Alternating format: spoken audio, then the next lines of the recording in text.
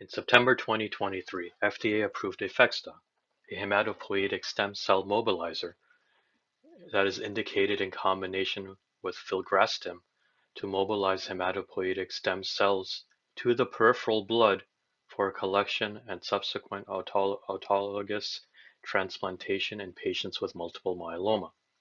Aphexda was designated as an orphan drug by the FDA. In this video, we will talk about why Aphexda is different and how it qualified for FDA Orphan Drug designation and approval pathway. The information provided in this video should not be used for diagnosing or treating a health problem. Consult your healthcare provider before making any changes to your health plan. Multiple myeloma is an incurable blood cancer that affects some white blood cells called plasma cells, which are found in the bone marrow. When damaged, these plasma cells rapidly spread and replace normal cells in the bone marrow. The American Cancer Society in 2023 estimated that more than 35,000 people will be diagnosed with multiple myeloma, and nearly 13,000 people will die from the disease in the United States. While some people diagnosed with multiple myeloma initially have no symptoms, most patients are diagnosed due to symptoms that can include bone fracture or pain, low red blood cell counts, tiredness, high calcium levels, kidney problems, or infections. Autologous stem cell transplantation, or ASCT, is part of the standard treatment paradigm for a number of blood cancers, including multiple myeloma. In the United States, as many as 8,000 ASCTs are performed each year in patients with multiple myeloma.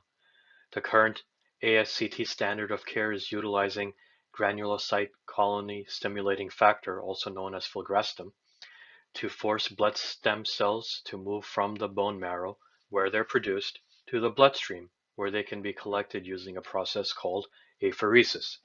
During this procedure, a machine draws blood from the patient and separates different types of blood cells.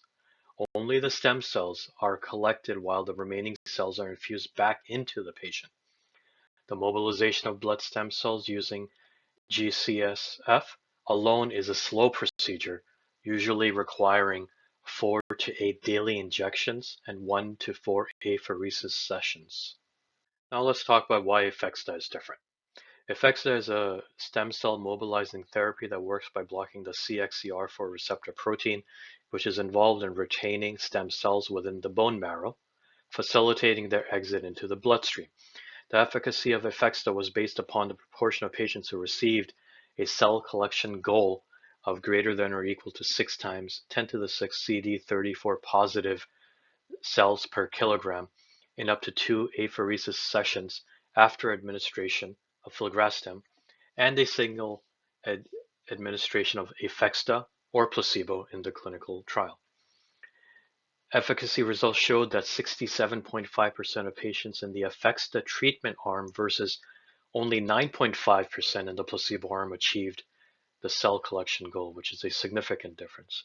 Similar results were obtained with only one apheresis session, 67.5% versus 4.8%, with the patients in the Aphexda group having a significantly greater chance of reaching the target mobilization goal. A note on CD34. So CD34 is a protein that is normally found in the umbilical cord and bone marrow as a hematopoietic cell and often used clinically to quantify the number of hematopoietic stem cells for use in hematopoietic stem cell transplantation. Aphexda is a drug that is designated as an orphan drug by the FDA. So what that means is that it qualifies as a drug that's intended to treat a rare disease or condition, more specifically, those diseases affecting fewer than 200,000 persons in the United States, or which the drug will not be profitable within 7 years following the approval by the FDA. As we mentioned earlier, there are about 8,000 ASCTs performed every year in the United States for multiple myeloma. Therefore, Aphexda would qualify under the definition of an orphan drug. So to encourage development of orphan drugs, sponsors qualify for additional incentives including 7-year marketing exclusivity to the first sponsor obtaining FDA approval of a designated drug, tax credit equal to 50% of clinical and investigation expenses, exemption, waiver of PDUFA application filing fees, assistance in the drug development process, and orphan products grant funding.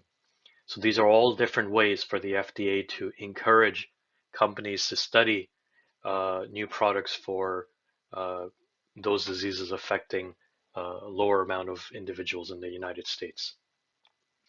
A sponsor must apply for orphan drug designation for their product.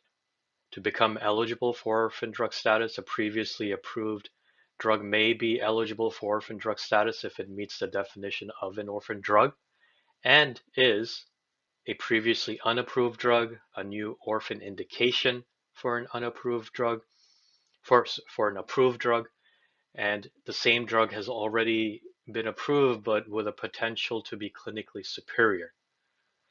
Sometimes a drug may be granted orphan status when it is under development for only a subset of persons with a particular disease or condition, a demonstration that the subset is medically plausible. A medically plausible subset of a more common disease has been defined only in terms of a characteristic of the drug that would limit its use to just a segment of those afflicted. An example of a medically plausible subset is of a drug so toxic that only the most severely ill patients would use it. For example, in certain stage 4 cancers.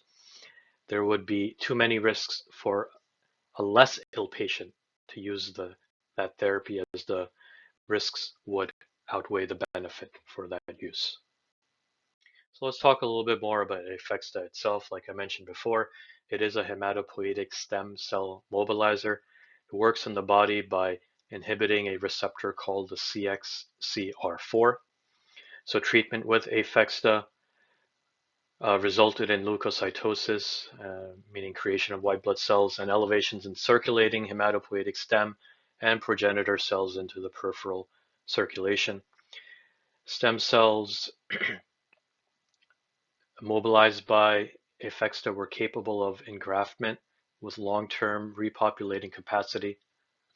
Per the product label, Aphexda treatment is initiated after filgrastim has been administered for 4 days.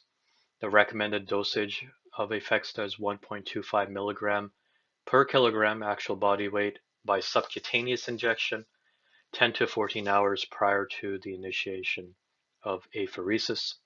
A second dose of Aphexda can be administered 10 to 14 hours prior to a third apheresis.